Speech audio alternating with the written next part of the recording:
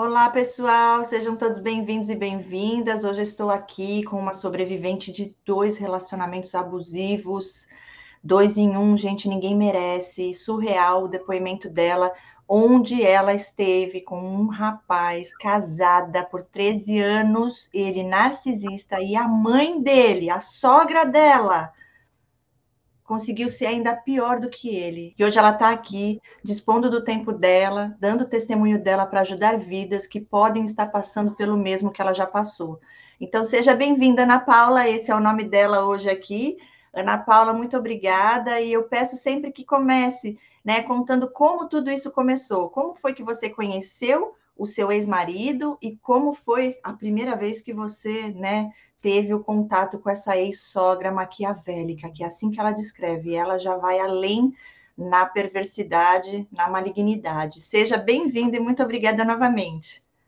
Obrigada você, Cris, pela oportunidade de estar aqui colocando, dando esse testemunho, né, para as pessoas poderem, é, se libertarem, que seja no início, porque vocês vão ver que desde o início teve vários sinais, no início de um relacionamento assim, ou que depois mesmo de 13 anos criem coragem para poder sair, né, e se libertar. Bom, minha história é o seguinte: eu encontrei com essa pessoa fora do Brasil, quando eu saí para trabalhar, para fazer intercâmbio. Então, eu conheci, e depois de um ano e meio que eu tinha conhecido essa pessoa, nós saímos juntos, né? Nesse dia que ele me chamou para sair, já foi o primeiro sinal, porque ele com 40 anos, eu 13 anos mais nova que ele ia fazer 40. Aí ele falou assim: Olha, vamos no cinema. Eu falei: Ó, que bacana. Então tá, a gente janta primeiro e depois vai pro cinema. E falou assim: Ah, se for jantar primeiro, eu tenho que pedir dinheiro para minha mãe. Aí eu achei estranho, né? Eu toda independente, desde nova, trabalhando e tudo mais. Falei: Ah, cada um com sua vida, né? Mas achei aquele estranho. E assim foi. Pediu dinheiro para a mãe dele. Nós fomos no restaurante, coisa simples, jantamos, fomos no cinema e tudo mais. Aí a gente começou a sair juntos, mas na primeira vez já que eu saí com ele, que eu tive uma relação com ele, eu engravidei. Sem conhecê-lo direito, engravidei na primeira vez. E quando eu falei com ele que eu estava grávida, ele falou comigo assim: Eu não sei, o que eu vou fazer, porque não é um carro onde a gente pode trocar se não tiver satisfeito. E aquilo me doeu, mas eu não tiraria meu filho, não tiraria. E decidi ficar com a criança, né? Independente de estar com ele ou não. E aí ele falou com a mãe dele, que morava, no continente, né? Porque nós estávamos em uma ilha. E a mãe dele falou: manda ela pra cá. Aí tá. Só que assim, antes, é, você me pediu para contar o primeiro contato que eu tive com ela, né? Ela veio nessa ilha para visitá-lo. E aí eu falei com ela, conhecendo ela, né? Fui ser gentil, falei, tem que fazer compra, vamos lá fazer as compras no supermercado. E ele me pediu para abastecer o carro. E assim, ele sempre colocava 35 euros, nunca mais, nunca menos. E aí eu parei para abastecer, ela que desceu do carro, ela que foi abastecer, ela colocou a caixa, o cartão de crédito dela. E aí, quando passou os 35, eu falei assim, não, era só 35. Ela virou para mim com aquele olhar de querendo me matar e falou comigo assim, eu coloco tanto que eu quiser, o filho é meu. Falei, nu, fiquei quieta, né? Falei, no Brasil a gente é acostumado, é ensinado a respeitar os mais velhos, e eu fiquei calada. Aí tá, falei, tudo bem. Colocou o dinheiro dela, o valor que ela queria, pronto. Tá. Aí engravidei, aí falou, ela mandou ele me mandar para casa dela e assim eu fui, né?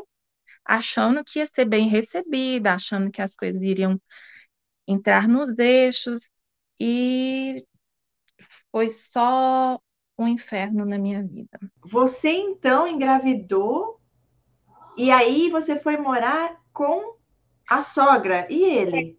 Quando eu engravidei, ele ficou lá na ilha para resolver algumas coisas, porque ele era sócio da família onde eu trabalhava. Eu fui como intercâmbio para cuidar de uma criança, mas na verdade eu fui para ficar 3 meses, um tempo de férias. Só que tudo foi tão bem com a família que eu acabei ficando mais. Eu fiquei 2 anos com eles e sem ter permissão para isso, sem papel, né? Que é o que eles falam, que eu ficava ilegal.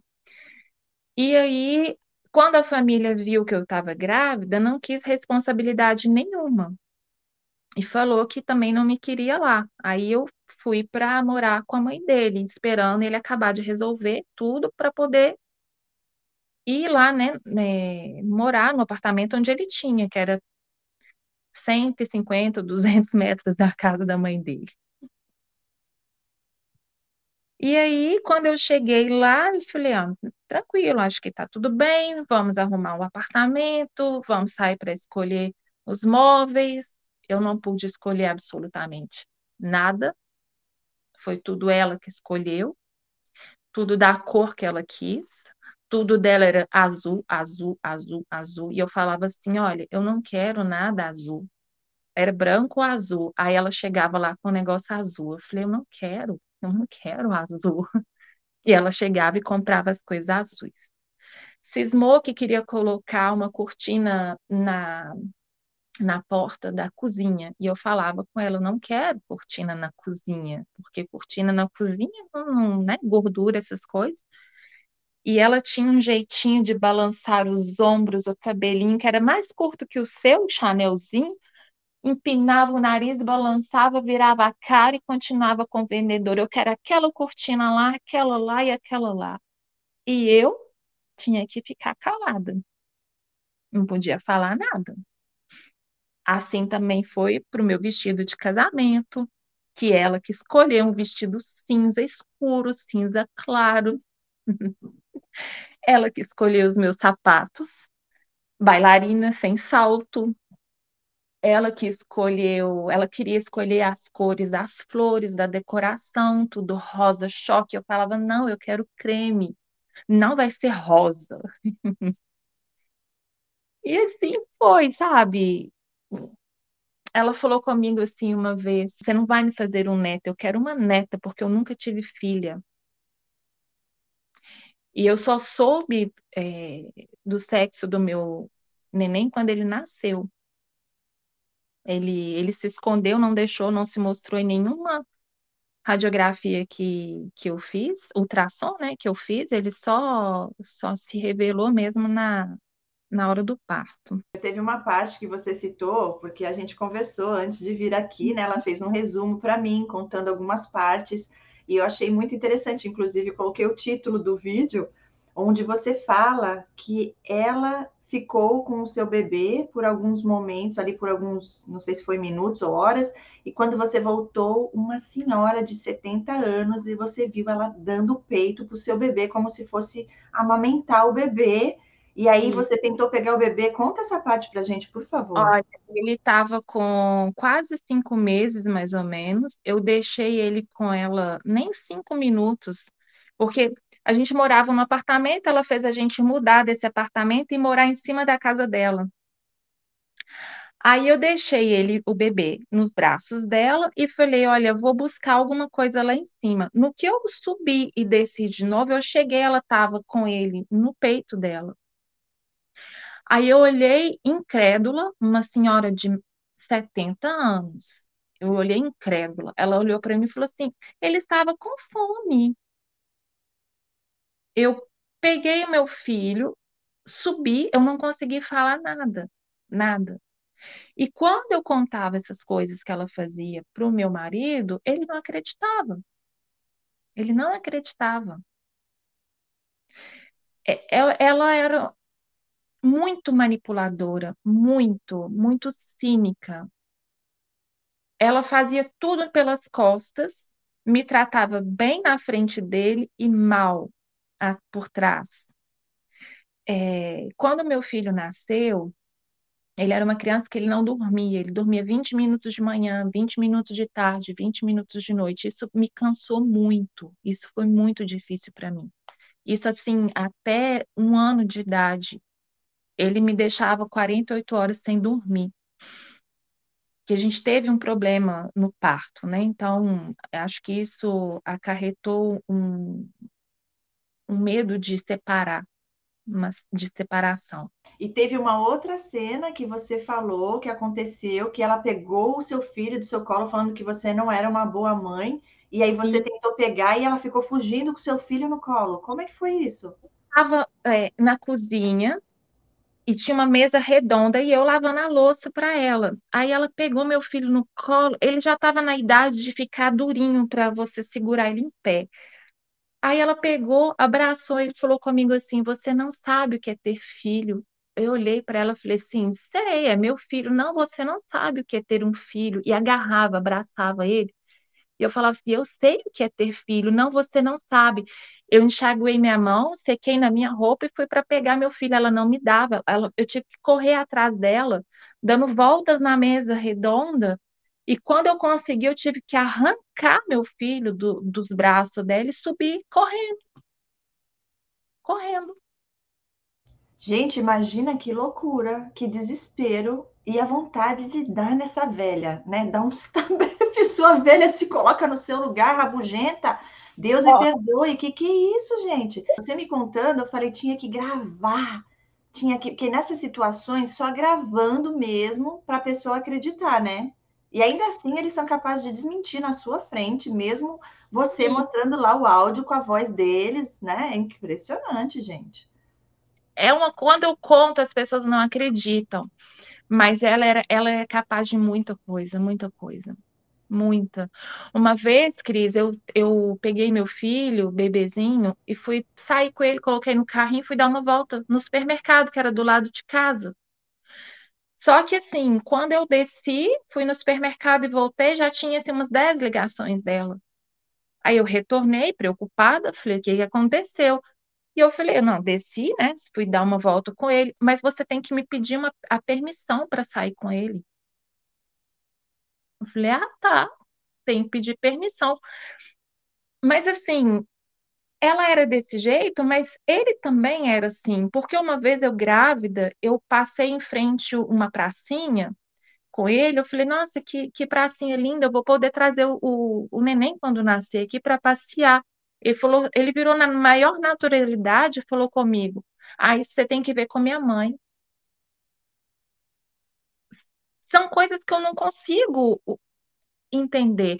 Olha, Cris, eu passei 13 anos tentando entender como que eles funcionam. Eu sei, assim, o grau de maldade, eu sei o que eles podem fazer, mas eu não entendo esse relacionamento desses dois. Não consigo entender. Uma vez eu discutindo com ela, para ela deixar a gente ter nosso relacionamento, né? Tentar ver se a família, eu e ele, funcionava juntos, porque ela era intrometida demais, invasiva. Aí ela virou para mim e falou assim: Você é casada com meu marido. Eu falei: Não, ele é seu filho. Não, você é casada com meu marido. Eu falei: Não, ele é seu filho.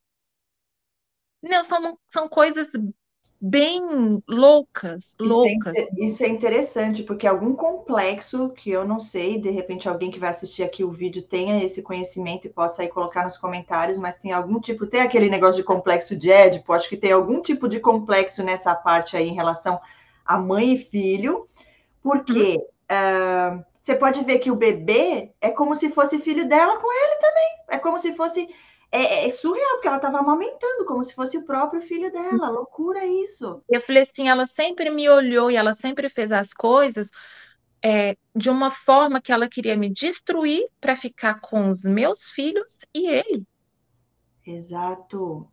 entendeu? E quando nasceu o seu filho, é menino, né? No caso, o primeiro, que ela queria que fosse menina, qual foi a reação dela? Olha, ela já tinha feito uma manta cor-de-rosa, ela comprou algumas coisas rosas. Uma vez eu não comprei nada, não tive direito de fazer nada. Uma vez eu falei com ela assim: a gente vai amanhã comprar a cesta para colocar as coisas de higiene do bebê. No outro dia, 7 horas da manhã, ela liga: não precisa de vocês comprarem, eu já fabriquei a cesta. Aí eu chorava, eu chorava. Ai, que eu chorava. Hum. Bom, o meu filho nasceu, eu tive um problema de hemorragia muito grande, que eu fiquei 5 dias na UTI, eu quase morri. E ela ia lá na UTI, eu não podia mexer, eu ficava o tempo inteiro deitada, com a barriga para cima, um saco de areia amarrado na minha cintura, para poder não deixar o útero encher de sangue, por causa da hemorragia. Aí eu só mexia os olhos. Ela chegava para mim e falava assim, pertinho de mim. Eu fui lá, eu passei a tarde inteira com o bebê no meu colo. Eu que dei para ele é, o leitinho dele hoje. E aquilo, as lágrimas só discorria no meu olho, sabe? No canto, assim. Porque eu sabia que ela estava na posição que ela queria e estava tirando de mim aquele momento. Eu não lembrava do meu filho, eu só lembrava de passar. Eu conto isso da vontade de chorar. Eu lembrava só de passar o nariz na nuca dele, que ele nasceu muito cabeludo. E quando eu saí, fui transferida para outro hospital e deixei ele onde ele nasceu. E eu só passei o nariz assim e só falava assim: oh meu Deus, não me deixa morrer, não. Entendeu? E eu queria amamentar, então foi muito difícil, porque 5 dias sem ele ficar perto de mim, sem poder amamentá-lo, as enfermeiras vinham, tiravam o leite para poder não secar, né? E ela chega para mim e fala isso. Então foi bem difícil. Aí que você vê a maldade da pessoa. Ela foi muito má, muito má. Outra coisa que eu lembrei, Ana, é que você estava passeando com ela e parece que passou na frente da casa da ex do seu E ex-marido, né? Essa parte também foi marcante. Conta pra gente. aí voltei, né, para casa com o bebê e tudo. Aí, como eu podia passear somente se ela tivesse do meu lado, eu não podia fazer nada, eu não podia ir no supermercado sem ela, eu não podia fazer nada, nada, nada. Aí fui passear na beira do rio com ele no carrinho. Aí ela passa e ela que tinha que empurrar o carrinho, que eu também não tinha direito de nada. Aí ela olha para uma casa, fala assim: "Olha, a ex dele, ela ali. Aí ele queria tanto ter tido um filho com ela, eu queria tanto que ele tivesse casado com ela". Aí eu ficava sem reação, eu não tinha resposta. Eu ficava sem reação. Hoje eu fico com raiva de mim de não ter respondido várias coisas. Várias. Mas ao mesmo tempo eu falava assim: não, não responde não, é uma pessoa idosa, não responde não. Ai, bom, teve uma vez também, Cris, no Natal, eu grávida, e ela chegou, deu presente para ele, deu presente para o meu sogro, me deu um presente para dar para a cachorra abrir o presente, era um osso enorme. Aí olhou para mim e falou assim: para você não tem presente. Aí o meu sogro olhou para ela e falou assim: tem um lá no escritório. Ah, não, aquele é de fulana de tal que eu comprei. Não, você vai dar para ela. Era um colarzinho azul e eu nunca usei. E eu sei, hoje está com a blusa azul. Essa blusa aqui, na verdade, não é azul, ela é meio que purple, é tipo um azul, é um meio roxo, né? Mas na luz aqui da câmera parece azul, mas é tipo um roxo, muda um pouco a cor, mas é interessante, Não, né? eu já fiz as pazes com o azul. Que Esse será que, céu que que será eu que ela tinha tanto com azul? Você sabe que outro dia eu tive alguém também dando relato que falou sobre o vermelho, que eles têm uma coisa que cisma com cor, ou uma cor que gosta, outra que não gosta. Vai se eu entender, né? Eles têm umas cismas. se eu não me engano, em um desses vídeos que eu assisti depois que eu conheci, né, esse transtorno, que eu fui me aprofundar, acho que os psicopatas, eles têm uma atração pelo azul.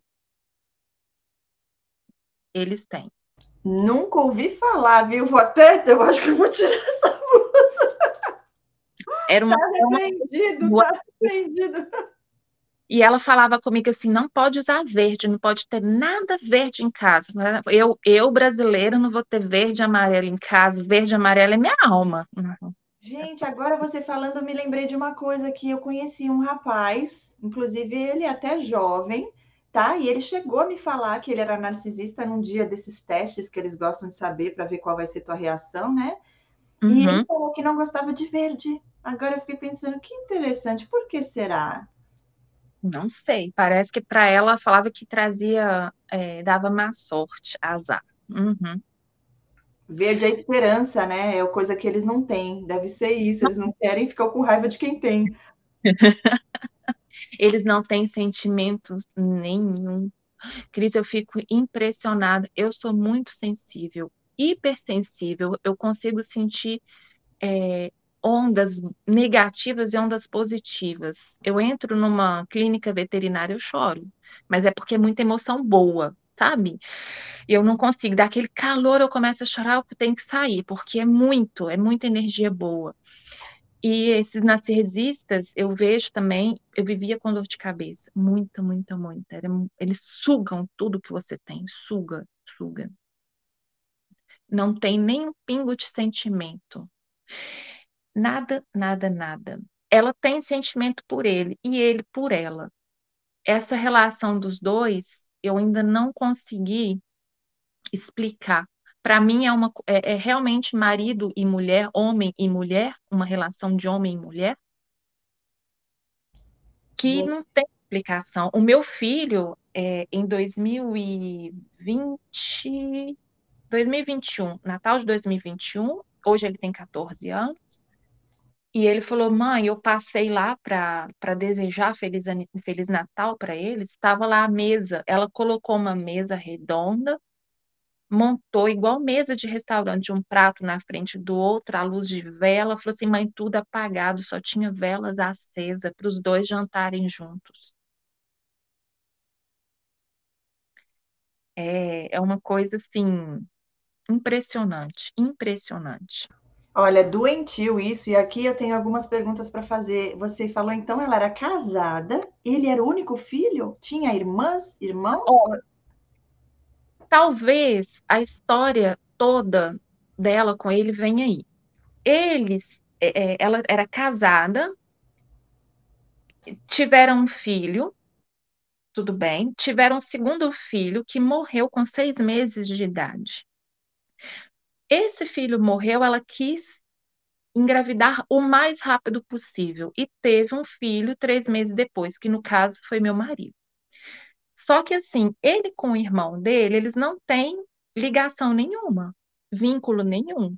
Desde criança, eles não brincavam juntos, você não vê foto deles juntos, eu não escutei nenhuma história, ele não me contou nada da vida dele, ele não me conta nada de história do que ele fazia quando ele era pequeno. Não tem nada. E é um para um lado, outro para o outro. E trabalha embaixo de onde eu morava. Então, assim, ele só chegou perto do meu filho quando meu filho tinha 10 meses de idade. Nunca pegou meu filho para sair, para passear, para levar na casa dele. Nada. Nunca, nunca, nunca. E assim, o que que eu entendi dessa situação? Esse meu ex-marido, ele foi pensado, desejado, concebido para substituir um filho morto. E ela criou ele dentro de uma bolha. Ninguém podia chegar perto dele. Ele tinha, assim, só 3 amigos. Ele não tem mais amigos, ele só tem esses 3. Quando esses amigos vinham em casa, eu lembro que ela olhava para esses amigos da cabeça aos pés, dos pés à cabeça, com o olho de ódio, porque estavam se aproximando dele.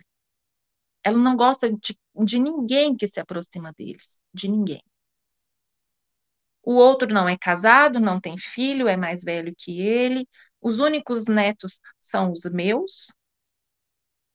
E desde quando eu pedi o divórcio em 2020 e que eu saí de lá em 2021, ela nunca ligou para saber deles, nunca, nada.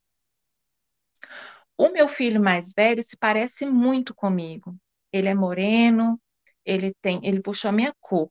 O meu filho mais novo puxou a cor do pai, mas ele parece comigo. Então, ele é louro, do olho azul, do olho verde, agora é verde. Quando o meu filho nasceu com as cores do pai, ela automaticamente deixou o mais velho de lado e se apossou do meu mais novo. Eu não tenho foto com o meu mais novo agarradinho comigo e ela o tempo inteiro agarrada com ele. Quando ele completou 18 meses, um ano e meio de idade, eu peguei, levei ele no salão e raspei a cabeça dele. Porque ele era louro do cabelo cacheado e se parecia muito com o pai quando era pequenininho. E eu via ela projetando muito sobre o filho dela. Aí eu falei, não, ele tem a identidade dele, ele é um ser à parte, ele não é o seu filho, e raspei a cabeça dele, entendeu? Uma vez ele bebezinho, aquela coisa de mãe, né? Depois do banho, coloquei ele para secar ele, colocar a roupinha dele, ele virou, eu falava assim, você ama a mamãe? Ele olhou para mim e falou assim, não, bebezinho. Eu falei, você não ama a mamãe? Não. Você ama o papai? Não. Você ama seu irmão? Não. Quem que você ama? A vovó. E eu deixava ele com ela. Eu deixava ele muito com ela.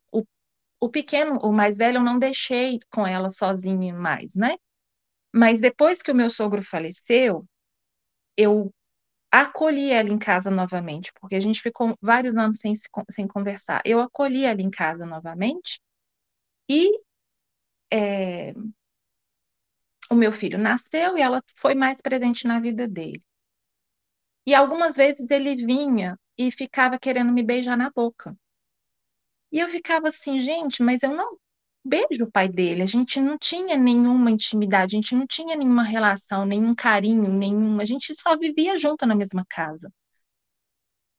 Aí me veio um clique na cabeça, eu falei assim, ela deve pegar o meu filho e beijar ele, já que ela deu o peito para o mais velho, ela deve fazer outras coisas, né?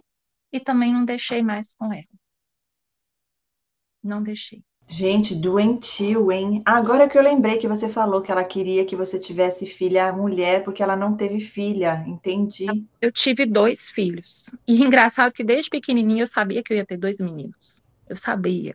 É incrível como que Deus coloca no seu coração algumas coisas que Ele prepara para você. Eu já sabia que eu ia ter dois filhos. Nossa, e ela ainda assim, ela não chegou a rejeitar, rejeitou depois que o outro ficou que nasceu parecido com o seu ex, né? Mas assim, essa coisa também que você falou me chamou a atenção em relação a os irmãos, que eles Hum, não são unidos. Quando a mãe é narcisista, psicopata, no caso aí a gente não sabe, mas mais maquiavélica também, né? Eles dividem para ficar no poder. Então, de certa forma, ela pode ter separado eles dois, nunca permitir que eles tivessem um vínculo de irmãos. É uhum. feito isso desde a infância. Ou pode ser, não sei se você tem o convívio com ele, se ele é uma pessoa diferente do seu ex, se ele é uma pessoa que tem sentimentos, se ele é empático, ou se ele também é igual a todos eles lá. Deus me livre, que família é Não, essa, hein? não sei te dizer porque eu não convivi. Uma vez que eu liguei para ele, eu falei, eu preciso de ajuda. Ele desligou o telefone na minha cara, nunca mais me ligou. Eita! E o seu ex falava mal desse irmão? Não, eles eram assim. Ele não falava nada de nada, Cris, sinceramente. A gente fala de tratamento de silêncio. Eu vivi os tratamentos de silêncio durante 13 anos, porque eu não tinha diálogo com ele. Eu não, ele não falava nada da vida dele, nada da infância. Aqui as pessoas têm. A, a tradição é fácil aqui onde eu moro, você conviver com pessoas desde pequenininho. Por exemplo, o mais velho, ele tem 9 amigos que eles estavam na creche juntos, eles fizeram maternal juntos, primário juntos e o colégio juntos. Então, assim, isso eu vejo amigos de infância. É, a maioria das pessoas que eu converso tem amigos de infância. porque aqui você vive em cidades pequenas. Ele não tem nada, nada. Esses três amigos que ele fez foi depois de grande, depois de adulto.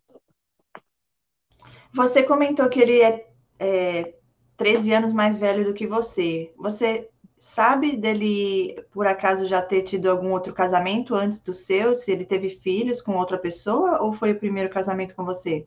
O primeiro casamento foi comigo, o primeiro filho foi comigo. Ele teve uma pessoa com quem ele se relacionou, ele era noivo antes. Ela foi embora, ela ganhou na justiça um direito de proteção para ele não chegar perto dela porque ele era agressivo. Eu fiquei sabendo disso depois e ele foi agressivo comigo também. No final, a agressão dele passou a ser agressão física, não só agressão verbal, psicológica, mas ela virou física também. Só, Cris, que ele vem de uma família onde o pai era bem conhecido na cidade, a mãe conhece muitas pessoas. Então não adianta, eu fui na delegacia 13 vezes, fiz boletim de ocorrência 13 vezes, não dava em nada, nada. E a última agressão foi na escada do prédio, onde eu estava descendo, ele subindo, eu com os meninos, e ele começou a me bater na frente dos meninos, e eu gritava, ela veio correndo, ela subiu a escada rindo, olhando para mim, rindo, e falou assim: Você merece, você provoca ele. Eu não falei, eu não tinha falado nada, o problema é que eu existo, né? Esse é o problema. Liguei para a polícia veio. Aí a polícia virou para mim e falou assim: arruma um lugar para você dormir hoje para ele se acalmar. E ele não morava no meu apartamento, o apartamento que ele estava era um apartamento no mesmo andar. Eu tive que sair de casa com os meus filhos e eu nunca mais voltei. Entendeu? Então, assim, tudo que eu tentei fazer para me proteger, dava errado, porque ela vinha sempre com o conhecimento dela. Uma vez eu precisei de uma ajuda de uma assistente social e eu não podia ir na assistente social da minha cidade, eu não queria mais ir nas cidadezinhas ao redor. Aí eu falei assim, olha, eu vou pegar uma assistente social na favela tal, na grande cidade que ela não conhece ninguém, ela não vai conhecer uma madame, não vai colocar o pé lá, né? Na hora que eu entrei cruzei a porta do escritório, eu estava com os meus dois filhos. A assistente social vira para mim e fala assim: Olha, eu sei quem você é brasileira, fulana de tal, casado com fulano de tal, você mora em tal cidade, a sua sogra já me ligou para saber se eu já te recebi aqui, ela me descreveu do jeitinho que você era. Tá, e aí? E o medo? Aí foi aquele gelo, aquele frio na barriga. Peguei minhas coisas, peguei só o nome dela, o telefone dela, passei para o superior lá, contei o que aconteceu e vim embora. Acabou que eu tive que mudar de cidade, mudei para uma cidade que é de outro departamento para tentar mudar de. Como é que chama? Quando você. De tribunal. Tentar mudar de tribunal para ver se as coisas resolvem, entendeu? Outra coisa que eu queria te perguntar: você sempre então esteve morando próxima Sim. dessa sogra? E o sogro, como que era? Deixa eu te falar. O meu sogro, ele era muito gente boa, a gente conversava demais. Uhum. Em 2011, eu resolvi sair do Brasil, porque assim, eu já não aguentava mais essa minha sogra. Eu já tinha síndrome do pânico. Eu já cheguei a bater o carro quando eu chegando em casa, quando eu vi que ela estava abrindo a garagem, eu dei ré brutalmente, eu dei uma ré para pra não ter que cruzar com ela, bati o carro no portão de uma outra pessoa. É, eu descia para passear com o meu filho, o mais velho, que na época tinha 1 ano e meio, e toda vez que eu descia, ela estava lá na porta da minha casa, falando: Onde você vai? Você tem que falar comigo onde você vai. E eu falo: Gente, como é que essa mulher sabe que eu vou sair? Toda vez que eu vou sair, ela tá lá na porta, no portão, me vigiando, me perguntando onde que eu vou. Aí que me deu um clique também, eu falei assim, a gente fica em casa de pantufa, descalço. E quando a gente vai sair, a gente põe o sapato, aí ela escuta e sai. Aí eu falei assim, eu vou ver, eu peguei o sapato na mão, meu, do meu filho, falei, vou calçar lá na rua. E saí, calcei na rua e deu certo, entendeu? Deu certo. Tinha que fazer essas coisas escondido, não dava. Aí tomamos a decisão de mudar para o Brasil. O pequenininho estava com 3 anos, 2 anos e meio na época. Fomos morar no Brasil. É, ele, com a profissão dele de cozinheiro, daria certo. Eu, com a minha profissão, daria certo. A gente ia montar uma escola de culinária, projetos assim. Acabou que ele alugou uma casa luxuosa, não trabalhava, eu que tinha que pagar as contas, eu ficava fazendo bolo, fazendo pão dentro de casa, enchia o carro, levava para vender, e aquela coisa virava dia e noite, até que o meu irmão me pegou pelo braço uma vez e falou assim: Você tem noção que você está sendo escrava dele? Aquilo me deu um baque. Aí eu falei assim: ele não está errado. Ele não trabalhava, ele fumava, ele começou a fumar maconha também, começou a usar droga, ficava violento. Eu mandei um e-mail pro pai dele contando, relatando para ele tudo que estava acontecendo. O pai dele falou assim: o melhor é você vir embora, porque ele está sendo mal influenciado aí. A culpa é sempre de outra pessoa, nunca é dele, né? Aí eu falei assim, então tá, então decidi voltar, porque pelo menos aqui eu não pagava aluguel. Voltei. 8 meses depois o pai dele faleceu. Eu já não conversava mais com minha sogra quando eu fui para o Brasil, porque foi numa dessas discussões que ela falou que ele era marido dela e não. E eu já estava cansada disso tudo, fui para o Brasil, voltei, o pai dele faleceu, foi aí que eu me aproximei dele novamente, por dó, porque eu até então não conhecia esse transtorno. Então, eu achava que ele vivia em depressão, que era ela que manipulava ele demais, não deixava ele fazer as coisas, né? Ser livre, ela muito intrometida. Ela chegava na minha casa, abria as gavetas, falava comigo: meia não se dobra assim, a cama não se faz assim. Meu, ela preparava o almoço dele no dia de folga dele e nada para mim. Então, ele subia com o pratinho de comida dele, eu amamentando, eu cansada, eu isso, eu aquilo, e ela nada, não tinha ajuda nenhuma, era só ele, ele. E assim, Cris, ele trabalhava 5 meses no ano e 7 meses ele ficava deitado no sofá assistindo televisão. Viciado em sites para maiores de 18 anos, que eu acho que nem deveria existir, né? Bom, viciado nisso, a gente não tinha nenhuma relação, não tinha nada. Quando o pai dele faleceu, eu me aproximei dele, eu falei, ó, vamos voltar, né, à vida de casado. Fui lá e engravidei. Já tinha 5 anos sem relação nenhuma com ele, engravidei de novo.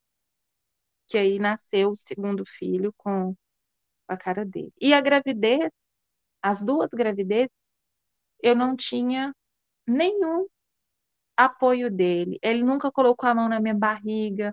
Ele, a primeira até que a gente conversava assim de vez em quando. Já a segunda gravidez, eu passei a gravidez inteira dormindo dentro do quarto do meu filho mais velho. Eu escutava muito insultos dele, é, nenhum carinho, nenhuma presença, nada, nada, nada. E quando eu falei que era um menino de novo, ele ficou com raiva. E quando eu falei que eu estava grávida, ele bateu a mão no joelho dele e falou assim: Nossa, que merda! E, e aí foi. Eu também não tiraria um filho, impossível para mim fazer isso. E fui levando a vida, achando que vida de casado, essa vida era a que eu merecia.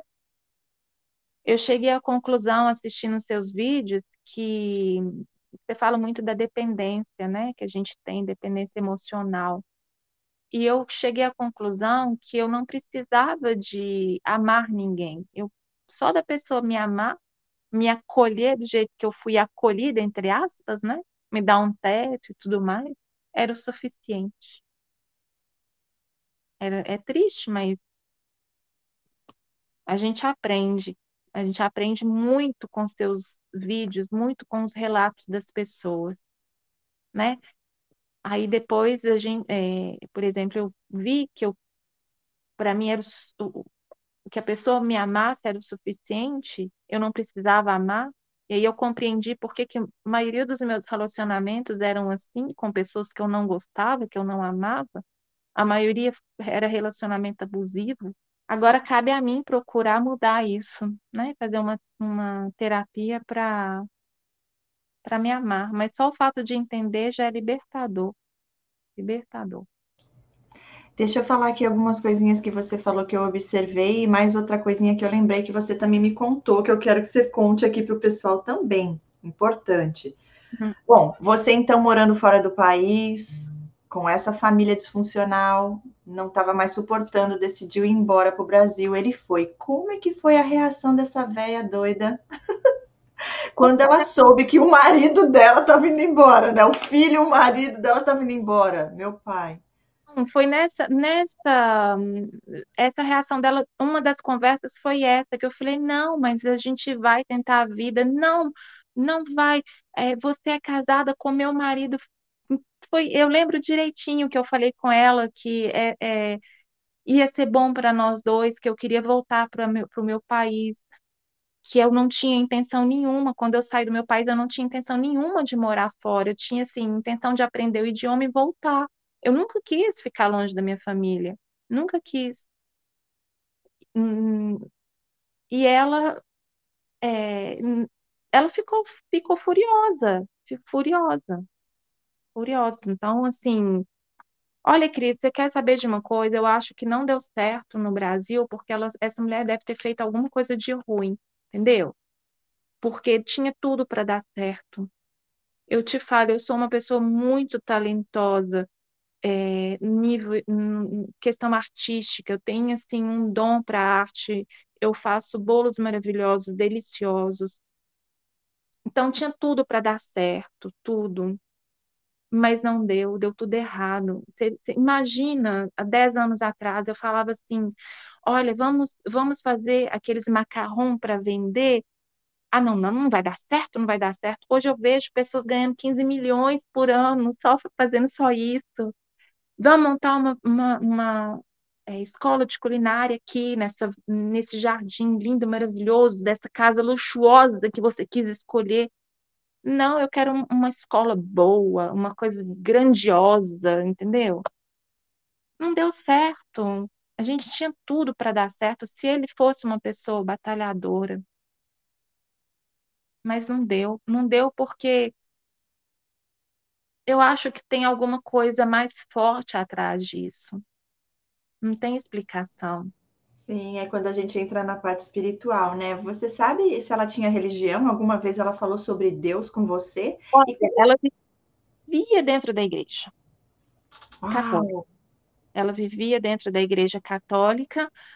Com meu sogro, eu pude ter várias conversas sobre Deus, sobre a Bíblia, mas ele não era católico, ele era maçom. Ele era maçom e a gente sabe que essa religião ou essa seita, né? Não sei como que as pessoas vão entender, mas é muito forte, é muito forte. Muito, muito forte. E aqui, Cris, quando eu estava no apartamento, isso aí eu entendi, eu escutei em vários relatos seus. Na hora de dormir, eu sentia a mão estrangulando, estrangulando.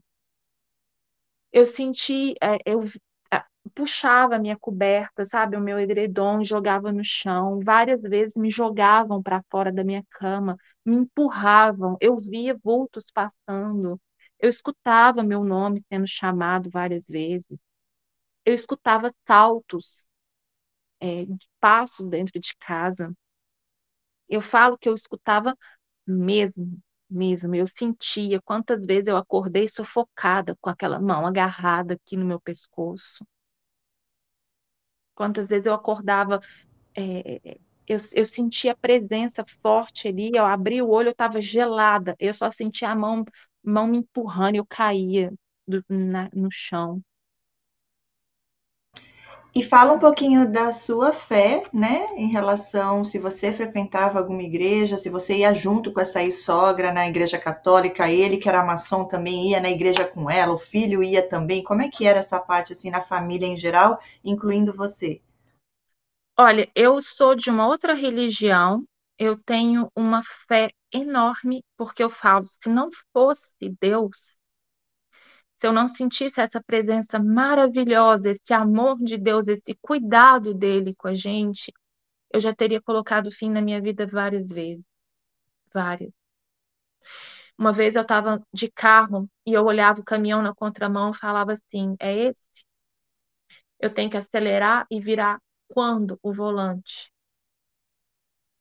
E aí, ao mesmo tempo, eu sentia aquela presença, Deus, Espírito Santo, o anjo, não sei, que falava comigo assim: você tem seus filhos.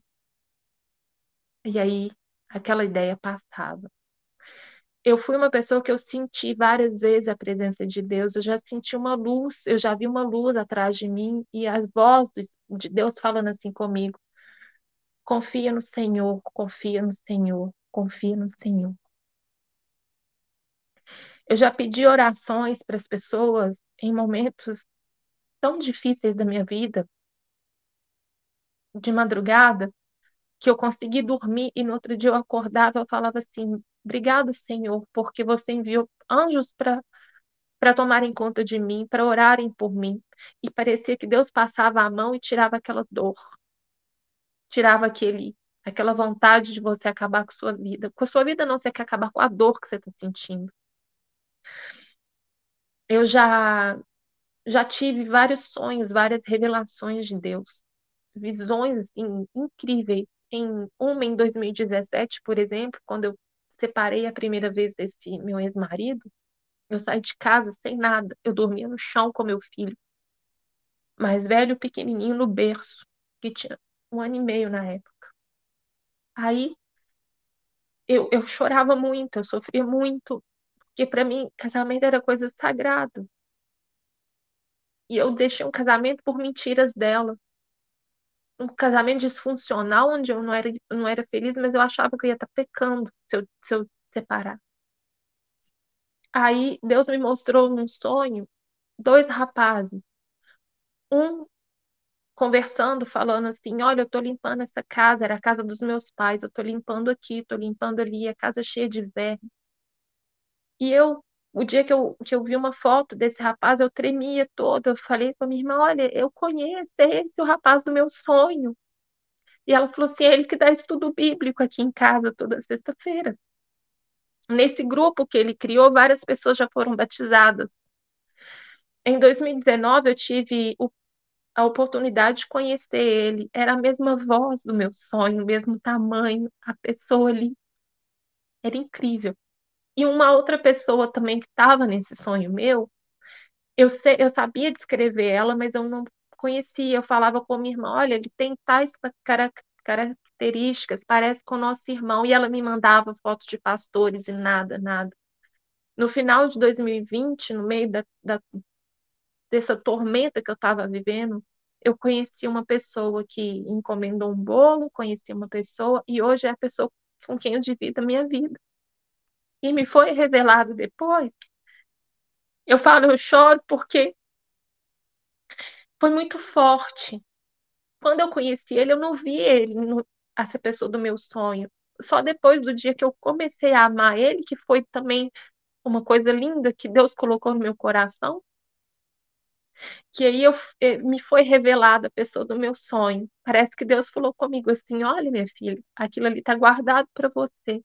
Vai ser esse aqui para você não errar mais. E hoje é uma pessoa que é o pai dos meus filhos, que cuida dos meus filhos, como eles nunca tiveram amor, porque o pai nunca deu atenção. O pai nunca foi presente. Hoje essa pessoa é presente na vida dos meus filhos, eles são apaixonados por ele. Eu sou tratada com respeito, eu sou amada. Eu amo, que antes ser amada para mim era o suficiente, hoje eu posso falar eu amo uma pessoa que me respeita. E eu só posso agradecer a Deus. Tem as dificuldades ainda? Tenho, mas eu só posso agradecer a Deus. Ele é muito compreensível, porque uma pessoa que passa por um abuso, uma convivência com o narcisista, ela leva sequelas para o resto da vida. Então, ele sabe que às vezes algumas coisas para mim são mais difíceis que outras, mas com carinho, com amor, ele consegue, a gente consegue transformar tudo num diálogo. Então, tem essa parceria linda, tem esse amor, tem essa mão divina ali também, né? Sim, que lindo, né? Isso traz esperança para as pessoas que muitas vezes, diante desses relacionamentos, acaba deixando de acreditar no amor, acreditando que não tem homem que preste, que nunca vai poder casar e ser feliz de verdade. Eu digo que primeiro a gente tem que conhecer o primeiro amor, voltar para o primeiro amor, que é o amor de Deus por nós, né? E aprender a nos amar através desse amor, saber quem somos, a nossa identidade espiritual. Porque aí você não aceita mais nada, porque até então, muitas vezes a gente aceitou tantas coisas porque a gente acreditou que estava fazendo certo, não foi porque, ai, muitas pessoas comentam também, ah, essa daí gosta de sofrer, é masoquista, é não sei o quê. Gente, ninguém quer sofrer, ninguém Não, gosta de sofrer, isso não existe, né? Então, assim, até masoquista, né? Se a pessoa chegou nesse nível, é porque teve coisas que levaram a pessoa a desenvolver isso daí. E tudo tem tratamento. Até mesmo para esses que estão aí tentando destruir a vida de outras pessoas, são pessoas infelizes. E Jesus veio para desfazer as obras do diabo. Só que uma sim, pessoa dessa quer. A questão é se é possível, lógico que é, para Deus tudo é possível, mas a pessoa quer. Existe algo chamado livre-arbítrio. A pessoa quer mudar. A pessoa que não acha que está errada, que ela tem orgulho de ser quem é e se acha superior aos outros, vai querer mudar para quê? Né? exatamente. Não tem É, consciência moral, não tem aquela coisa de falar, eles acham que eles são o próprio Deus, que eles que fazem justiça com as próprias mãos, que eles que são os certos, eles que são os melhores, e aí tem ódio do mundo, porque a amargura está lá dentro, porque lá na infância, o trauma, seja lá, muitos já nascem assim, eu estou chegando a essa conclusão também, sabe? É um conjunto de coisas, é multifatorial, porque tem a parte genética, você pode ver, a mãe, né, maquiavélica, já veio o filho narcisista. hum, Depois, tem a parte dos temperamentos, no caso, a personalidade da pessoa já vem com essa tendência para o mal, e depois, no decorrer da vida, situações, circunstâncias, quanto mais vai acontecendo, em vez da pessoa ir buscar Deus e se aproximar mais e mais de Deus, se revolta mais e mais contra Deus e contra as pessoas. Aí a amargura, o ódio, a inveja toma conta e o inimigo faz a festa, né? Mas com a permissão deles e delas. Isso é muito importante a gente deixar aqui. Outra coisa que eu quero falar que você comentou comigo que eu acho importante também deixar aqui, para quem está passando por isso, tem uma sogra dessa aí das trevas. Você comentou que teve uma roupa que você levou para ela ajustar e ela fez um comentário para você. Isso também me chamou muita atenção. foram, foram várias coisas assim. Uma vez eu pedi para ela passar na máquina um vestido, só passar o zíper na máquina que ele estava saindo, que eu ia sair com esse vestido. Ela pegou o vestido, levantou com as duas mãos, segurando com os dois dedinhos, olhou para mim, olhou para o vestido, olhou para mim, olhou para o vestido, olhou para mim e falou assim: Você acha que você vai entrar dentro dele? Ô, Cris, eu sou magra. Eu entrei dentro do vestido, mas ela era assim. Ou uma vez eu comprei um chapéu para o calor e comprei, quando foi inverno, eu fui lá e comprei um chapéu para o inverno. Ela olhou para mim e falou assim: Mais um chapéu? Você acha que você tem um rosto para chapéu? E não fico feia de chapéu, eu fico super bonita, por isso que eu comprei boné, não, aqueles bonezinhos de frio, touquinha, não fico bonita. Mas o meu rosto cai muito bem com o chapéu, sabe?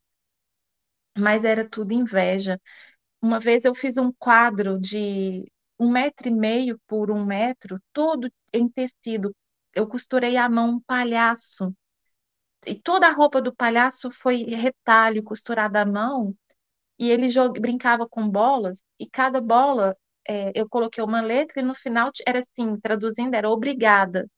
E levei para onde eu ia com meu filho, é, passar o dia com ele, onde tinha educadoras que me ajudaram muito no período onde ele não dormia. Aí eu levei que para agradecer que o nosso a criança só pode ir até 1 ano e meio, então ele completou 1 ano e meio. Falei, foi meu presente, que aí fica lá na sala de jogos da criança e tudo mais. Aí eu pedi ela para poder, ela queria fazer, ela mesma. E eu falava, não, eu que quero fazer.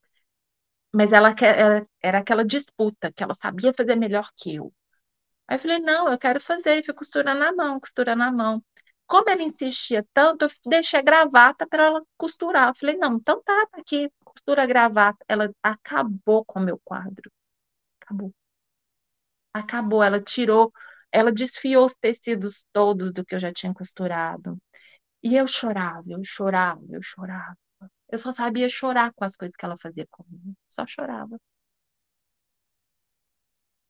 Ai, ela para decorar o quarto do meu filho, eu comprei quadros brancos e fui pintar animais. Aí fui lá, pintei os animais. Só que assim, quando ele nasceu, eu não tinha mais tempo, porque ele não dormia. Então eu estava cansada. Aí o meu marido falou comigo assim: ou você acaba o quarto dele, ou minha mãe vai subir aqui e vai fazer tudo do jeito que ela sempre quis. Aí eu falei: tá, então tá, né? Aí eu não sei de onde que eu tirei força, fui lá e acabei de pintar os quadrinhos para decorar o quarto dele. Ai, foram tantas coisas, Cris. Eu tinha pânico dessa mulher, me faltava fôlego, eu não conseguia respirar, eu não conseguia chegar perto dela. Depois que o meu sogro morreu, eu acolhi ela dentro da minha casa. Então, ela ficava lá dia e noite, dia e noite, dia e noite. Meu filho nasceu, ela ficava lá dia e noite. Eu queria amamentar, eu tive dificuldade para amamentar. Não é que eu tive dificuldade para amamentar, eu soube depois que ele nasceu com um torcicolo, então ele não pegava direito o seio do lado esquerdo, ele teve que fazer fisioterapia e tudo mais. E aí, o que que acontecia? Ele arrancou um pedaço do meu peito, tentando mamar, porque não tinha pegada direito.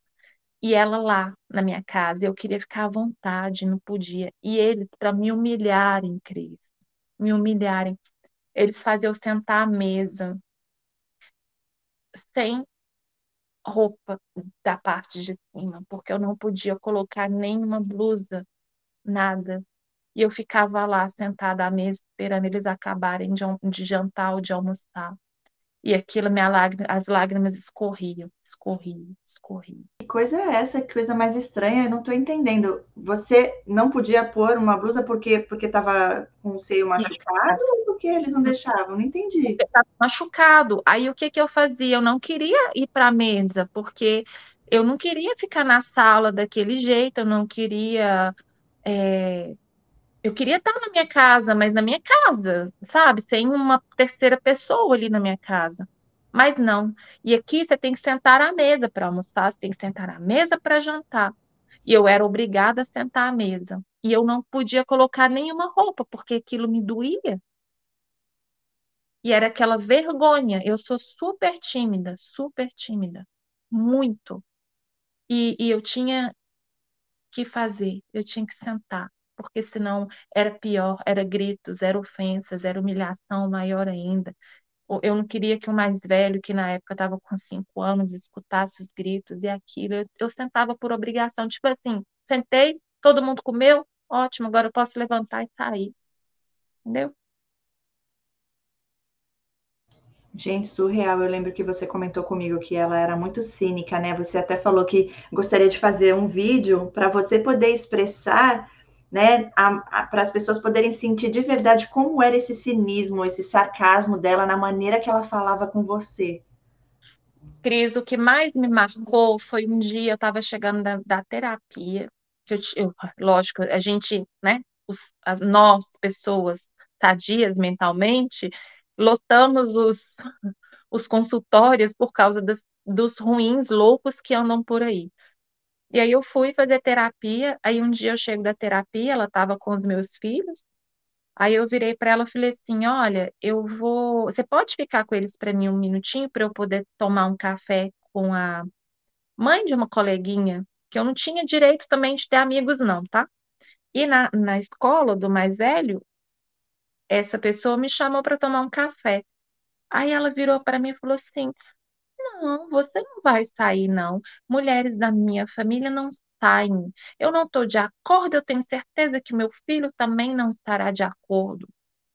Aí eu olhei e falei: tá bom. Peguei meus filhos, subi, liguei para a pessoa, falei: olha, vem para cá, eu faço um pão de queijo, a gente come aqui e tudo. Eu não vou poder sair. Aí ela vai e liga. 10 minutos depois ela me liga. Que horas você quer que eu suba para ficar com eles? Eu falei, não, você não precisa subir, não, não vou sair mais, não. Ai, você me faz tão feliz sabendo que você não vai sair, porque as mulheres da minha família não saem. Aí eu falei com ela, olha, eu não tenho 16 anos, você não é minha mãe, tá? Então eu não vou sair por outros motivos. Não preciso de você ficar com eles. Eu te respeito muito, então eu prefiro desligar o telefone. Desliguei. No que eu desliguei o telefone, tranquilo. No dia seguinte, os meus filhos chamando ela, vovó, vovó. Ela olha para eles, vira a cara e sai. Passa perto de mim, não dá nem bom dia. Ignorou. Durante 3 dias foi isso. E vivia lá em casa. Aí, meu marido chegou um dia, eu falei com ele, vai lá e conversa com sua mãe, porque, né, ela não tá mais dando bom dia nem nada. Aí ele desceu, voltou furioso. É, a minha mãe falou que não tá, não tem nada disso, não. Que ela falou com você que você podia, ela ficava com os meninos para você sair. Aí eu falei, então você vem aqui, vamos lá conversar com ela. Na hora que eu cheguei, Cris, ela estava sentadinha no sofá com as mãozinhas em cima do joelho, olhou para mim e falou assim: mas Ana Paula, eu falei com você que era para você sair, que eu ficava com as crianças, que você precisa descansar um pouco. Falei, sua cobra mentirosa. Falei, não sou eu com 34 anos que vai te ensinar a viver. Eu falei, eu não aguento mais as suas mentiras. Eu vou sair daqui. Olhei para ele, para o meu marido que estava em pé, e falei assim: e você, se quiser, vem comigo, senão você fica aí com ela. E ele ficou. Peguei minhas trouxas, 15 dias depois eu já estava em outro apartamento. Ana, conta pra gente então, depois disso, você foi embora, você saiu e aí você pediu o divórcio, você já é divorciada? Conta essa parte que é importante. Pode. Isso foi em 2016, eu não pedi o divórcio, eu fiquei separada. Aí eu comecei a viver minha vida de um jeito assim leve, leve. Eu respirava. Eu lembro que a primeira vez eu coloquei meus filhos dentro do carro e falei assim: eu vou embora. Ah, esse carro eu ganhei. Eu ganhei um carro de um amigo, que um rapaz trabalhava com ele. Eu encontrei com ele e falei assim: você sabe de alguém que está vendendo um carro velhinho? Eu preciso mudar, separar, mas eu preciso de um carro. Eu falei: você está procurando um carro? Eu te dou o meu. Porque o dele, o novo, estava chegando. Eu falei, você me dá o seu? Ele falou, te dou. Ele me deu o carro dele. E aí eu falei assim, nossa, Deus, muito obrigada, né? Coloquei meus filhos dentro do carro. Quando eu saí de lá, joguei tudo dentro do apartamento que eu consegui também de assistente social, que foi uma coisa divina também. Aí deixei tudo lá, peguei meus filhos, falei, vou para casa da madrinha do meu mais novo, que é minha amiga. Foi um alívio que pela primeira vez eu me senti mãe.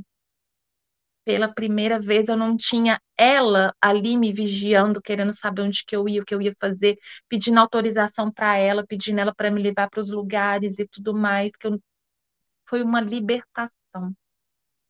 Fiquei lá nesse apartamento, comecei a trabalhar, e aí as pessoas da igreja começaram a me ajudar, uma cama ali, uma outra cama aqui, aí eu consegui aos pouquinhos ir comprando as coisas para casa.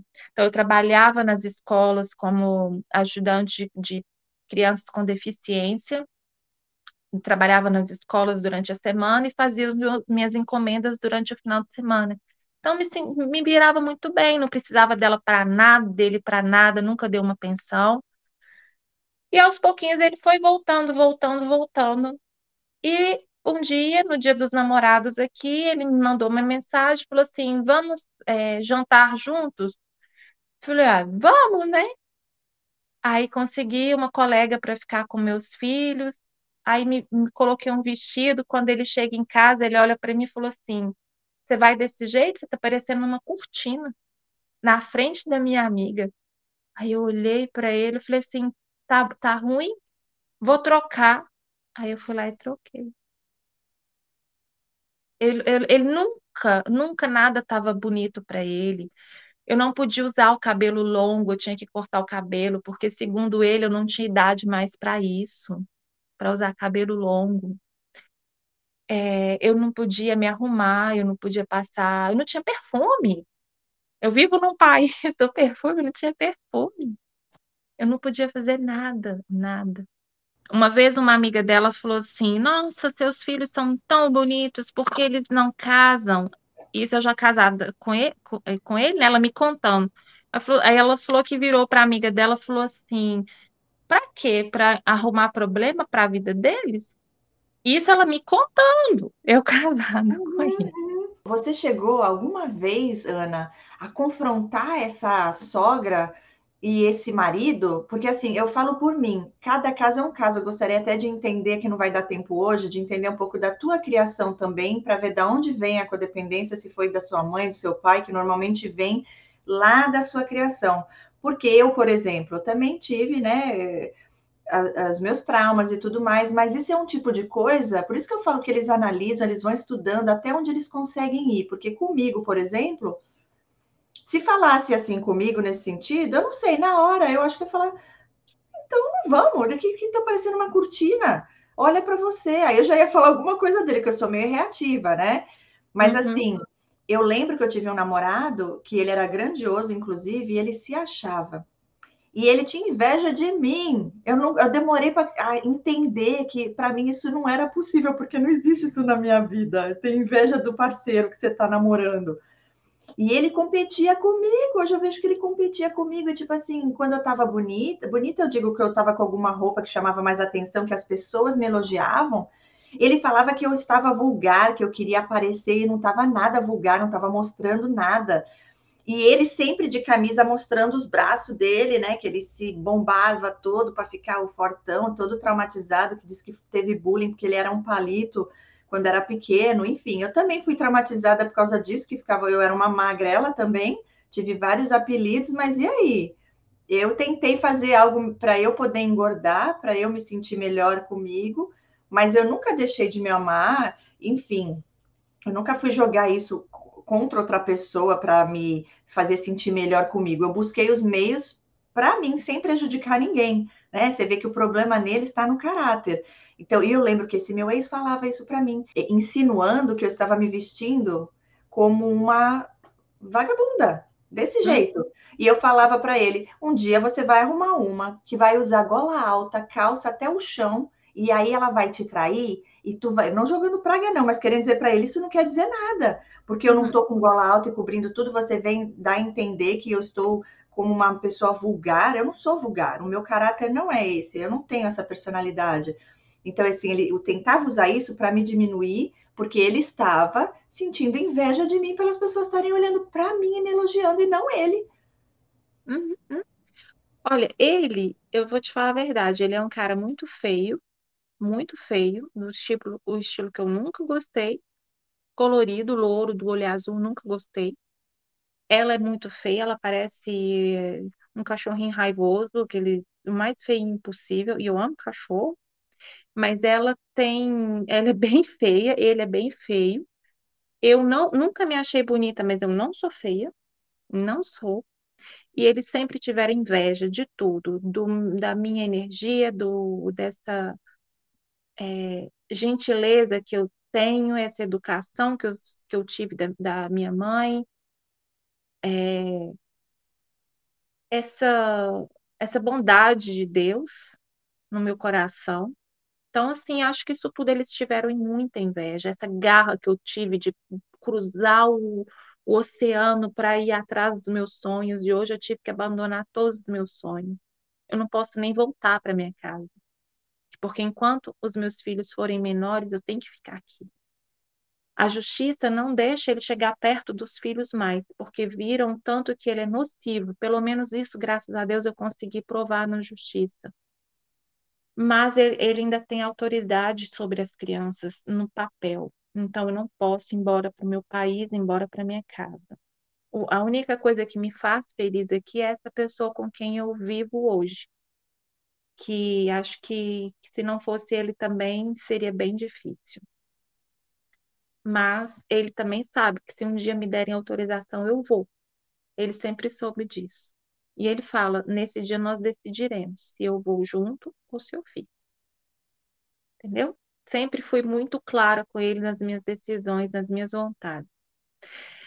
Então, assim, eu acho que tudo era inveja, inveja dos meus filhos. O pequenininho aprendeu a ler e escrever, ele tinha 2 anos e meio, muito inteligente. O mais velho, muito inteligente, responde às coisas que eu não tinha coragem de responder. Eu cheguei a enfrentar eles, afrontar ela, para defender meu filho. Porque depois que eu pedi o divórcio, quando eu voltei em 2018, ela veio toda, entrou na minha casa, que ela tinha a chave do apartamento, né? Que eu voltei com ele em 2018. Ela entrou porque ela queria mostrar o apartamento para um agente imobiliário. Aí eu peguei e falei, parei e falei, stop, aqui você não entra, não. Você bate na porta, eu abro. Se eu quiser que você entre, eu te convido a entrar. Se eu não quiser, você não entra, não.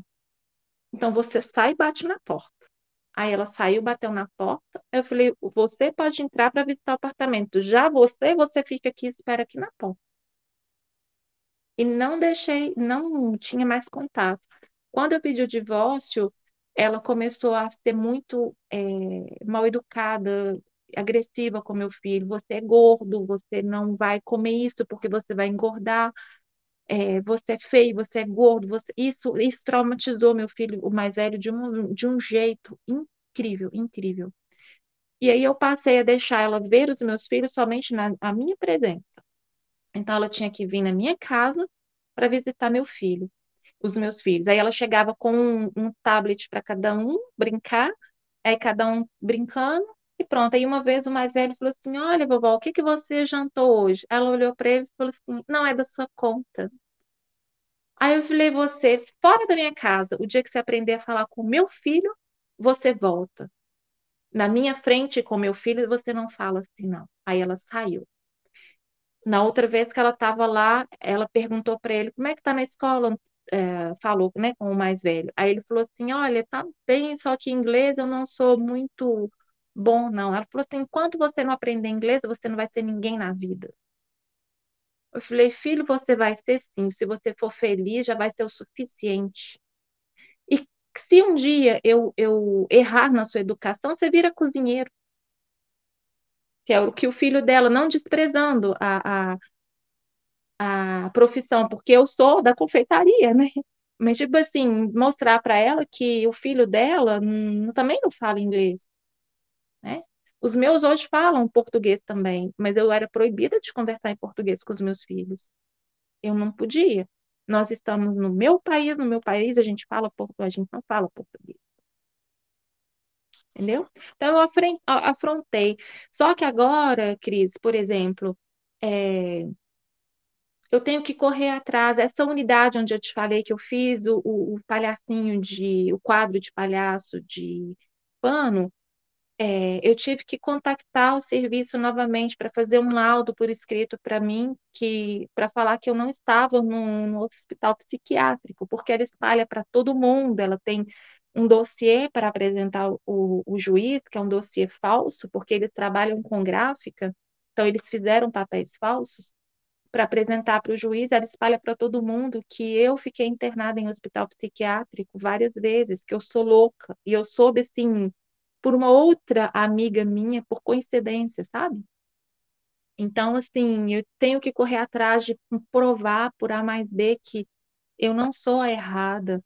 O juiz, da última vez, pediu agora, só agora que eu entendi por que que o juiz me pediu um relatório, um exame psiquiátrico meu, dos meninos, um exame psicológico. Só agora que eu entendi, porque ela colocou papéis falsos, ela inventa várias histórias, entendeu? Eles não me deixam em paz. Olha para você ver, tem 4 anos que eu pedi o divórcio, tem 3 anos que eu refiz a minha vida, e eles não me deixam em paz. São umas É um pragas dos infernos. Deus me perdoe, gente, mas é isso, sabe? É algo demoníaco mesmo, diabólico, porque assim, vai viver a sua vida. Não dá nem para falar vai ser feliz, porque é uma pessoa que não tem Deus na vida, que não busca, que só quer tirar a paz do outro. Como que vai ser feliz? Impossível. E pessoa feliz enchendo o saco dos outros, né? Eles são infelizes. E sabe o que, que eu fiquei sabendo, Cris? Tem 2 semanas. Eu liguei para a seguradora que faz o seguro das crianças, né? Porque você não pode ir para a escola sem o seguro, pedindo papel para apresentar na escola. Aí o seguro, a seguradora falou comigo assim: Uai, os meninos não estão mais é, assegurados aqui, não. Mas por quê? Eu falei assim, porque ele parou o contrato. Falei, parou o contrato? Hoje eles venderam os apartamentos que eles tinham. O meu ex mora com a minha ex-sogra, então eles moram juntos hoje. E eu falei assim, tá, então meus filhos estão sem seguro? Ah, estão. Falei, meu Deus do céu, isso dá um problema enorme. Aí vai eu correr atrás de papel. Mas sabe o que que é correr? Sair correndo, correndo para chegar numa agência o mais rápido possível para fazer, porque se acontecer alguma coisa na escola, é perigoso. Cris, eu fiz os papéis 9h57 da manhã. Estava pronto. Às 10h15, a escola me liga pedindo para ir buscar meu filho que machucou e quebrou o braço. Uau. Entendeu? Então, assim, é, eles são bem inconsequentes das coisas que eles fazem. Eles vão fazer por maldade, mas não pensa na consequência que vai causar nos filhos, nos meus filhos, né? E ao mesmo tempo eu fico sempre vendo o cuidado de Deus que me deixou saber, que me deixou fazer, que eu consegui correr e fazer às 9h57, porque às 10 da manhã tinha que estar na mão da pessoa na escola, 10h15 eles me ligam. É, Deus é lindo, né? Deus é maravilhoso. Mas só para eu entender aqui, antes da gente finalizar, você então teve o hoovering, né? Ele tentou te sugar de volta para você ir jantar fora com ele. Dessa vez ele pediu dinheiro para a mãe. Deixa eu pedir para minha mãe dinheiro para a gente comer fora. E falou que você estava que nem como é que foi? Uma cortina. Você trocou de roupa. E aí, você voltou com ele? Voltei com ele, voltei, Cris. Voltei, larguei o apartamento onde eu estava, larguei o emprego depois, porque ele falava que o meu emprego não era minha paixão, mas ele falava que não era lá grandes coisas. Eu larguei o emprego, aí veio a pandemia, veio o confinamento, veio tudo. Aí eu passei o confinamento só estudando, fazendo estudos bíblicos, costurando máscara para as pessoas, para que não tinha máscara mais, então costurava assim 500 máscaras eu costurei, eu acho que eu doei muitas máscaras. Então eu passava assim e a gente não conversava. A escola mandava atividades para as crianças, então eu passava muito tempo com os meus filhos ensinando, fazendo as atividades das escolas, aplicando prova em casa com eles. E um dia eu fui dormir com uma dor de cabeça, acordei no meio da madrugada com a cabeça doendo. Quando eu fui pegar um remédio na sala para tomar um remédio para a cabeça, eu vi ele na frente da televisão vendo outros vídeos de novo. Coisa que eu falei com ele, eu volto, mas com essa condição. Você parou com isso, você fez isso, fez aquilo. Parei, não tem mais essa de ficar olhando filme nem nada. A primeira semana que eu tinha voltado com ele, eu já estava arrependida. Arrependida mesmo, mesmo. E aí, quando eu vi ele às 3h30 da manhã, deitado no sofá, com um pacote de bala do lado, a Coca-Cola lá, refrigerante do lado, e aquele filme na televisão, eu só entrei pro quarto e mandei mensagem para ele, falei assim, você decide o que você vai fazer da sua vida, a minha não será mais ao seu lado.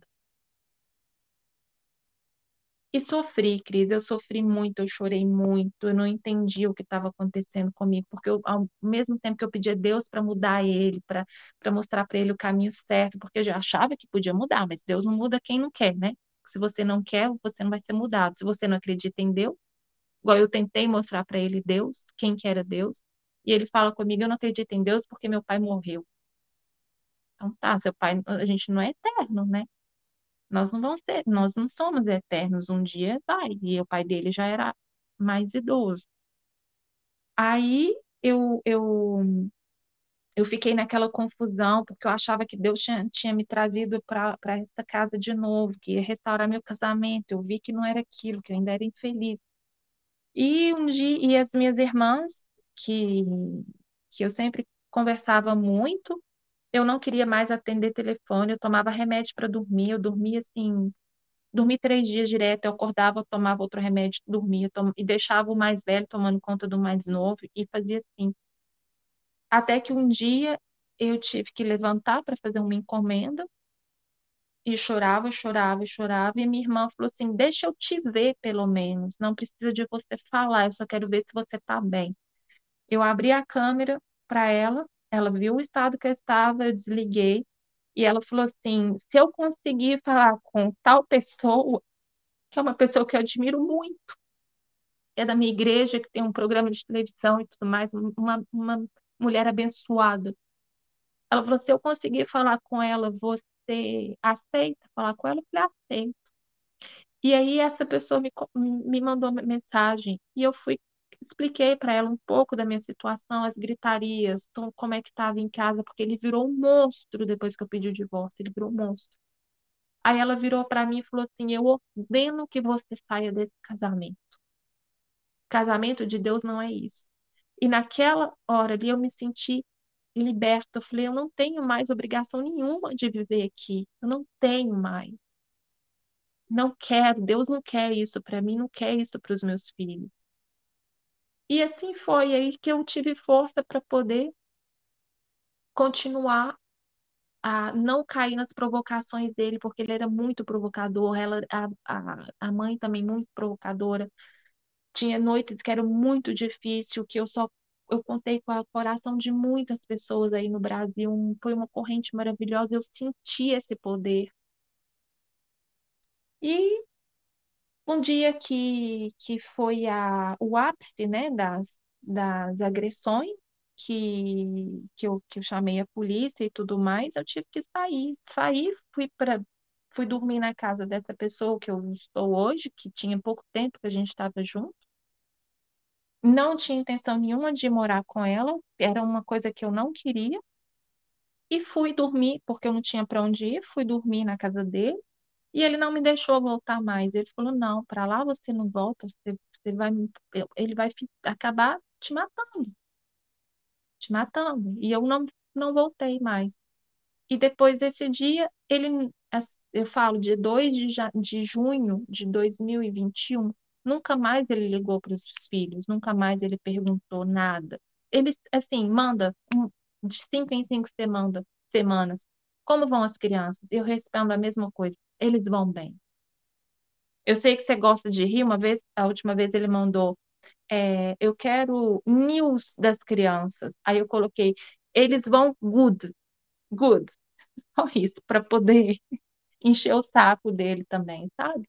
Quando ele manda os e-mails agressivos, sem educação, com insultos, hoje eu falo, você aprende a escrever, você aprende a me tratar melhor. E se você continuar me tratando desse jeito, você passa pelos nossos advogados. Qualquer assunto que não seja relacionado às crianças, você passa por ele. E pronto. Só uma curiosidade, ele tem outra pessoa hoje? Você falou que são 4 anos já que vocês estão divorciados?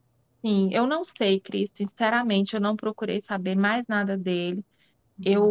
Antes eu deixava o WhatsApp aberto, mas ele vinha sempre ver as minhas fotos que eu colocava, eu bloqueei.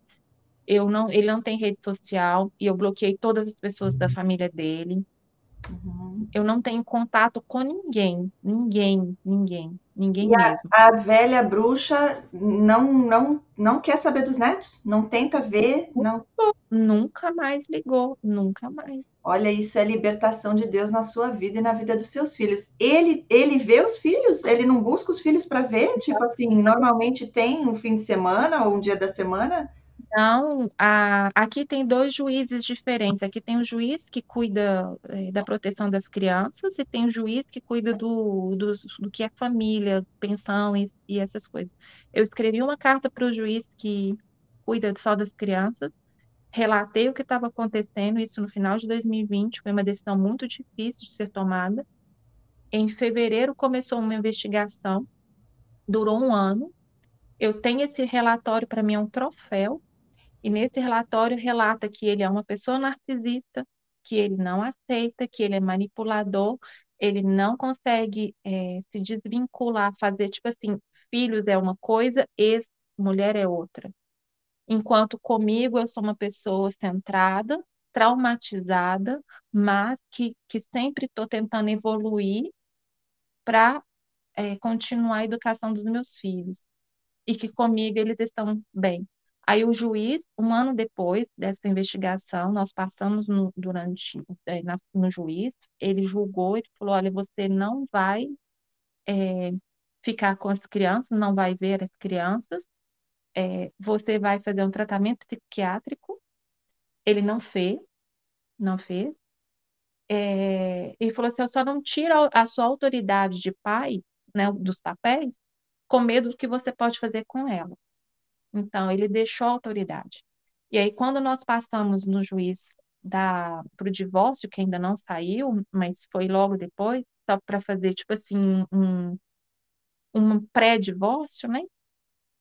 O juiz deixou ele ver as crianças dentro de uma associação a cada 15 dias, durante 2 horas. Só que foi pior ainda, porque os meus filhos não querem vê-lo. Cris, ele pegava o pequenininho, abria a porta lá de casa e jogava ele no chão, falava assim, então, mas já vi ele o suficiente, entendeu? Aí os meninos não queriam vê-lo, aí a mulher falou com o mais velho assim, você tem que conversar com seu pai. Ele falou assim, eu não quero conversar com ele, você não sabe tudo que ele fez lá em casa, até bater na minha mãe ele batia. Ela virou e falou assim, mas isso tudo é normal, nas famílias tem altos e baixos. Eles são todos despreparados aqui, Cris. Eles não. É um despreparo enorme. O meu filho escreveu para o juiz, contou tudo. Ele foi obrigado a continuar esses 6 meses. Acabou os 6 meses, o pai nunca pediu para ver de novo. Então já tem um ano que ele não vê os meninos.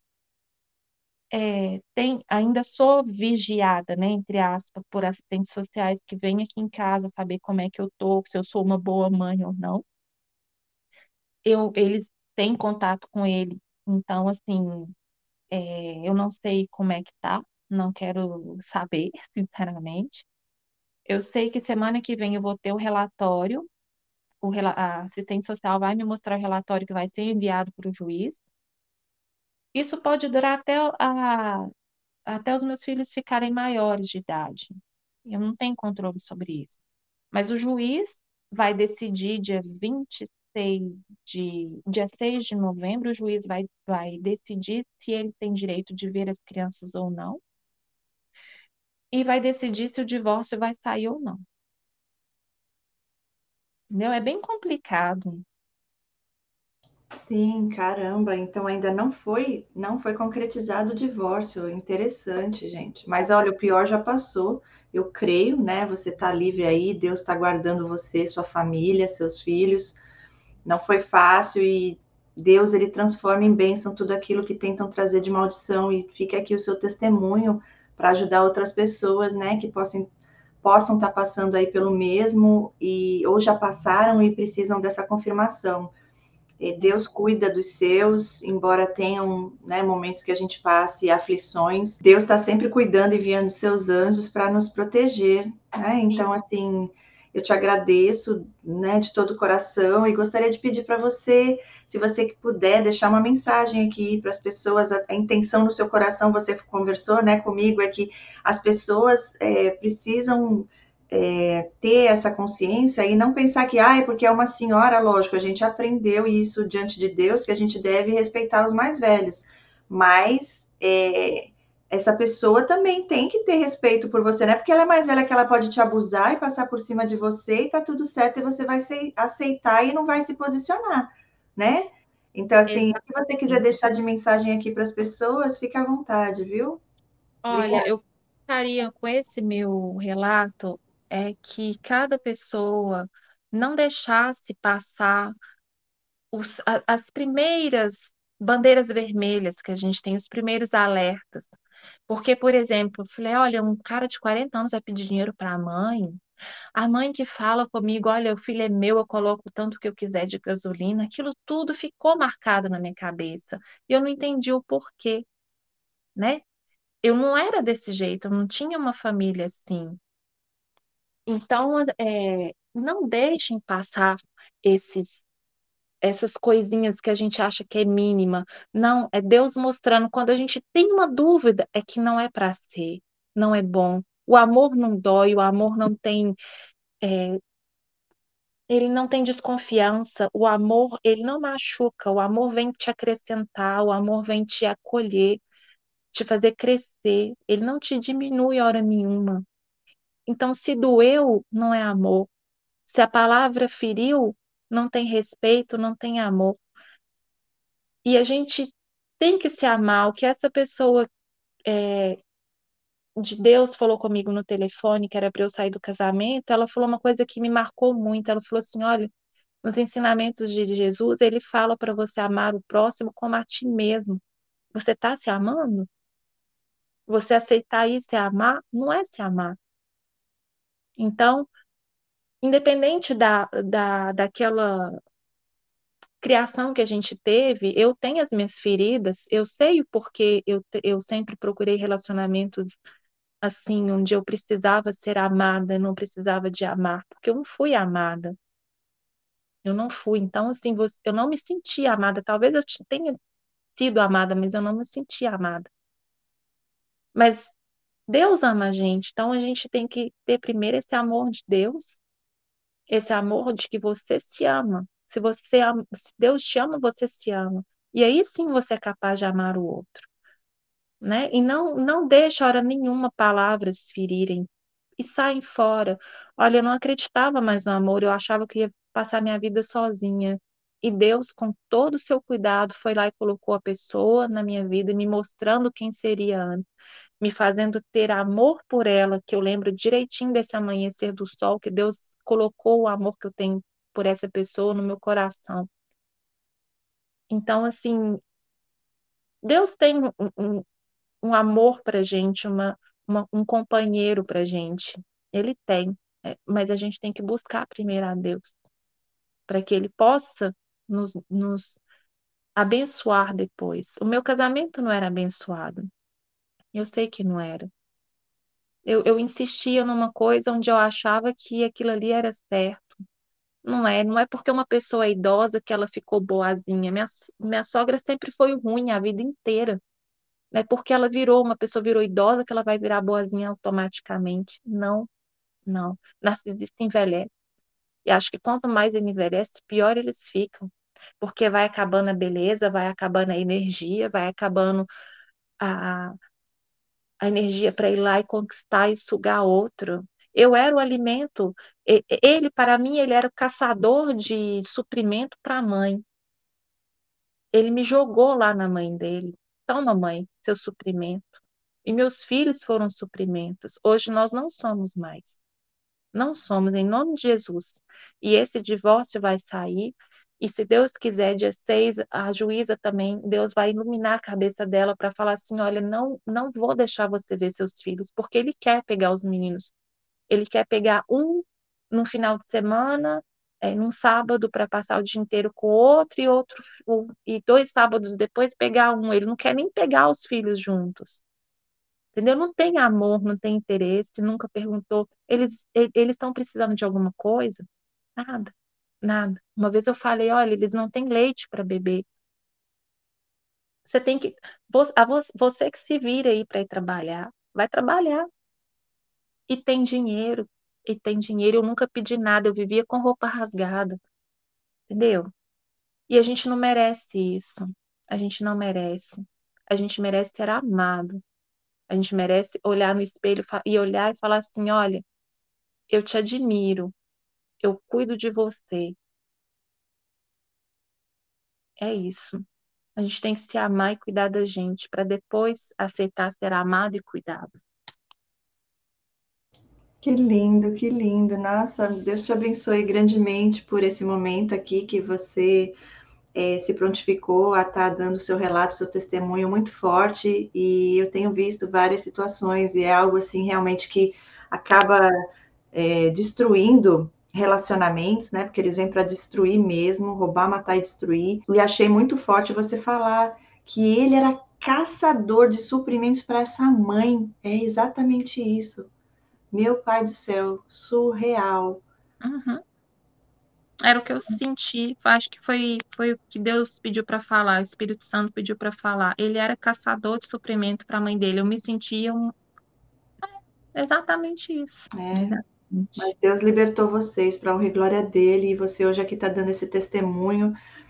E fica aqui esse relato, e que seja feita a vontade de Deus, que possa ajudar muitas vidas, e que o Senhor continue te abençoando, guardando seus filhos, e que tudo isso que aconteceu, tanto na sua vida quanto na vida deles, né, que venha somente a acrescentar, né, na vida de outras pessoas também, a trazer a luz de Deus, a esperança, o amor, porque acima de tudo isso está Deus, e Deus é amor. Mas ele também é justiça, né? Eu deixo É. bem claro aqui. Ele nos disciplina e não são todos que querem, muitos rejeitam e acabam colocando na conta de Deus, né? Ai, não acredito em Deus porque se Deus existisse, o meu pai não tinha morrido. Ah, fácil, né? Até nisso eles são vitimistas. Uhum, uhum. E não querem nem buscar o conhecimento, porque eles já acham que eles sabem tudo, que eles são os melhores. Eu fico tentando entender, algumas vezes eu falo, não, gente, essas pessoas não querem mudar, porque eles se acham melhores, eles se acham ótimos, eles se acham top, né? Por que que É, vai mudar? Então, se eles fossem tudo isso, os melhores, top, tudo, primeiro que não tem melhor ou pior para Deus, cada um tem o seu valor. Se não existisse essa competição, né? Se não uhum. existisse o ego, a carne e esse ódio no coração e essa coisa de vingança e os inimigos ali agindo na vida dessas pessoas, eles viveriam felizes e não iam atormentar a vida de ninguém, porque isso já é perseguição. Mas no mundo espiritual se explica, né? Todo aquele que é filho e filha de Deus, que tem a luz divina em si, o Espírito Santo habitando, o inimigo já reconhece, ele fica furioso e ele quer destruir isso, né? Porque eles servem ao pai deles, que diz em João 8,44, que é o próprio Satanás, pai da mentira. O meu pastor, quando eu me batizei em 2019, eu me batizei com meu filho, que na época estava com 10 anos, foi a coisa mais linda. Ele falou comigo, foi tanta coisa que aconteceu que queria me impedir de chegar na igreja para batizar. Ele falou comigo, olha, o diabo só vai no cofre, só tenta abrir, só sacode o cofre quando tem coisa lá dentro. Porque se não tiver um tesouro lá dentro, ele deixa. Então, sua vida vai ser sempre assim, né? Perturbada, bagunçada, porque ele sabe que ali dentro tem o tesouro de Deus. E o principal, você falando agora, veio aqui, né? Eles vêm, eles fazem estrago, eles tentam destruir, levar a gente lá para o buraco junto com eles no pecado, né? Porque eles Sim. influenciam a gente a achar que aquilo é o certo, que aquilo é bom, que aquilo não vai desagradar a Deus. E muitas pessoas acabam caindo por falta desse conhecimento, né? Sim. Mas veja bem como Deus enviou Jesus, e aí você pode errar, você pode pecar, mas se você se arrepender, por isso que ainda existe o resgate, Deus está trazendo a gente para mais perto. Eles vêm para tentar atrapalhar e destruir, e acaba que coopera para o nosso bem, porque amamos a Deus, e acaba que traz a gente para mais perto de Deus.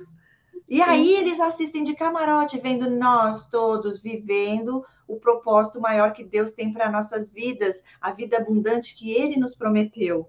E isso não tem preço. Então, assim, a maior vingança que muitas pessoas ficam, eu quero que ele sofra, que ela sofra o que fez eu sofrer. Gente, eles já sofrem do acordar ao dormir. A vida deles é um inferno. Eles não têm alegria em viver, não tem como você ter alegria em viver. Por isso que eles fazem o que fazem, por onde passam.